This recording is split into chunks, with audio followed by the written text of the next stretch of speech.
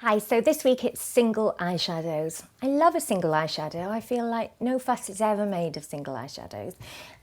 We get, as consumers and as lovers of beauty, we obviously get really obsessed with palettes and quartets, like this gorgeous one here from Chantecaille. Amazing.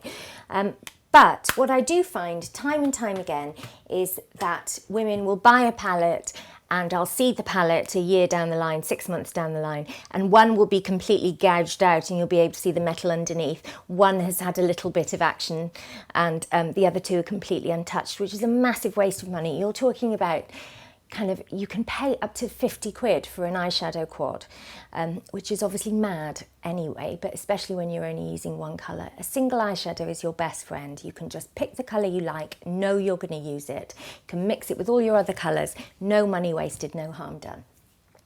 But because they're not so thrilling to look at in the palette, you don't often hear much about them, but I'm really, really into single eyeshadows. I've got millions of them. What's quite exciting is that this season we've seen loads of the brands focusing on single eyeshadows. Elizabeth Arden, Clarins, they've both relaunched their single eyeshadow offering and they've repackaged them and come out with loads of really great colours.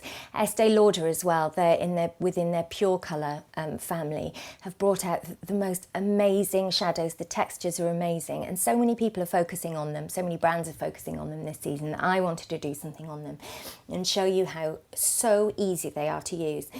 This autumn there are loads of really sludgy sort of colours around. So when I say sludgy, I mean kind of, you know, moss green. This one from Liz Earle's beautiful, lovely sludgy browns. This one just has a little bit of shimmer in it from Burberry. Burberry are amazing at eyeshadow, by the way. This one's called Midnight Brown, so it's a bit more dressy for evening. But loads of these kind of sludgy, mossy, earthy sorts of colours. Also, there's tons and tons and tons of purple. You may have noticed that and think I've omitted them here. That is deliberate. I've got a column and a video coming up on purple very, very soon. But for now, I just want to talk about single eyeshadows.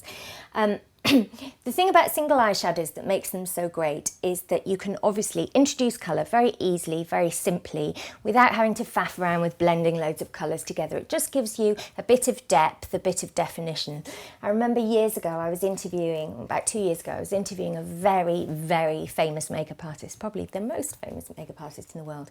And I asked her what she wouldn't be without, and she said mascara and brown eyeshadow. And I found that very interesting because when time is tight, the one thing that a woman will generally drop is eyeshadow. She just put on a bit of liner or mascara and no shadow. And I asked her why she said brown eyeshadow, and she said because it just gives depth and warmth and definition to my face and it makes me feel done up even though it's a 2-second job, which may be a bit of an exaggeration, but it's certainly a quick job.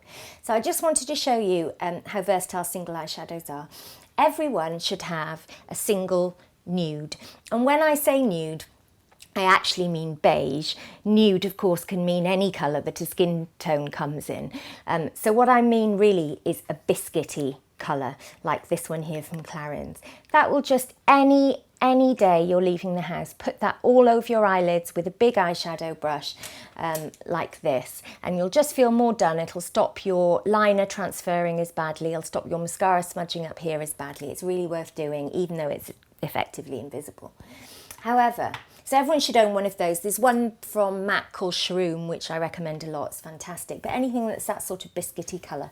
However, if you're starting to introduce a shade, just get one that you really love. I tend to go for browns, greens, navies, those sorts of colours. I'm not really into pastels particularly, although there are lots of pistachio shades this autumn, which I really love.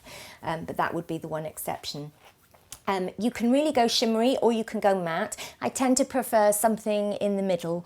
Matte can be hard to blend and shimmery can be a bit of a mess and it can fade very, very quickly. So I like a sort of satin finish somewhere in the middle.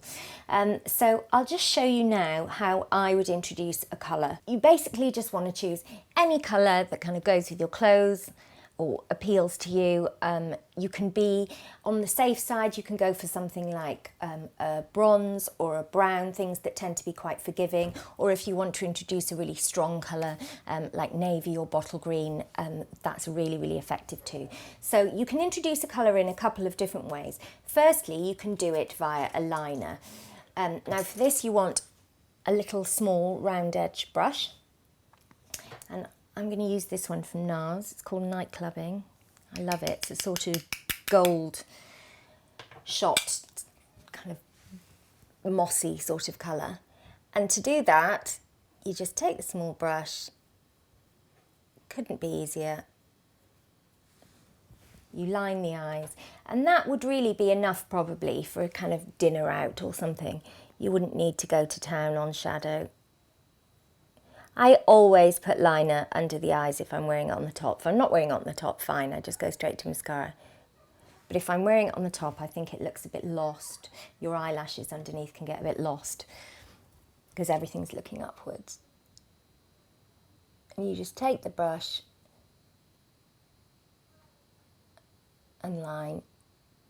And the brilliant thing about using a shadow as a liner is it's so much more forgiving than a pencil. You don't need a steady hand. You don't need to be able to draw straight lines.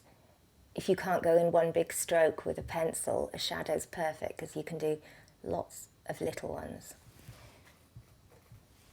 And just keep getting a little colour and bring it all the way around. You want to make sure that it joins at this side.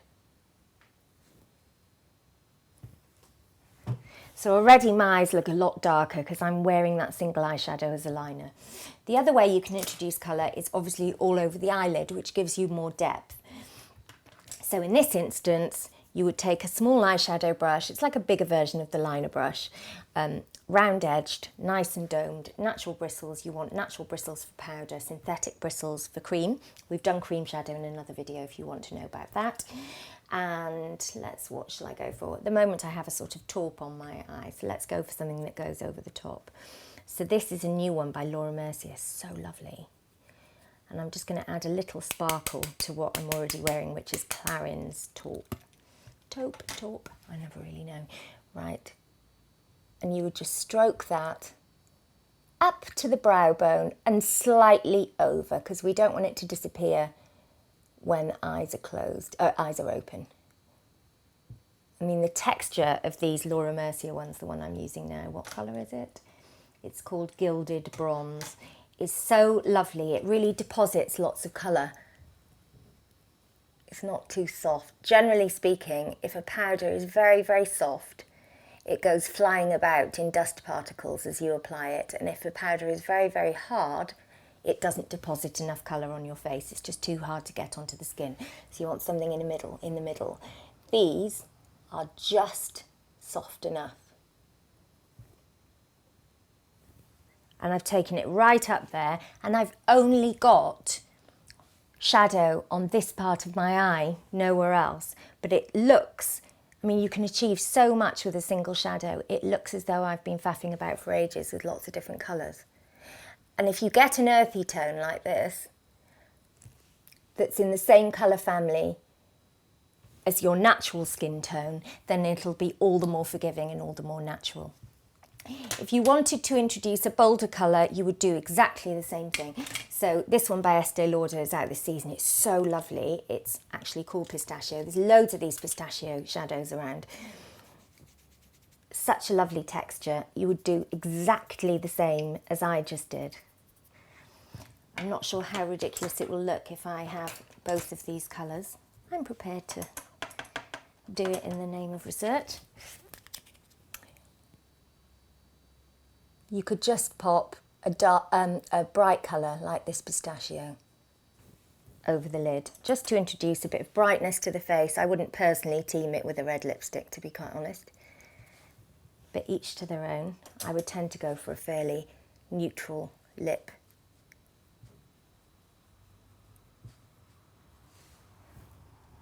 Not that bad, is it? So I personally would go straight in with that, and I wouldn't layer it over brown, but I did just want you to see there are loads of these colours out this season. So you can do that. You can add it all over your lid, or you can put it on as a liner. But I do think they're just sort of girl's best friend. Buy a couple of those in colours you genuinely love, not 4 where you love one colour. Get 2 colours that are going to really serve you, a good nighttime colour, a good daytime colour. And one of them wants to be so neutral and so barefaced that you can just shove it on in the morning, on the train, on the bus, whatever you need to do in the time that you have, just shove it on. Nobody will notice if it's wrong, and it'll just give you a really good base and a little extra definition for your eye. I've chosen my favourite 6 shadows of the season underneath the column. That all come in a variety of colours, but there are so many out there this season. I really recommend you go out and shop around. I'll be around to answer your questions, hopefully in the comments section. Do let me know what they are. Thanks very much. Bye.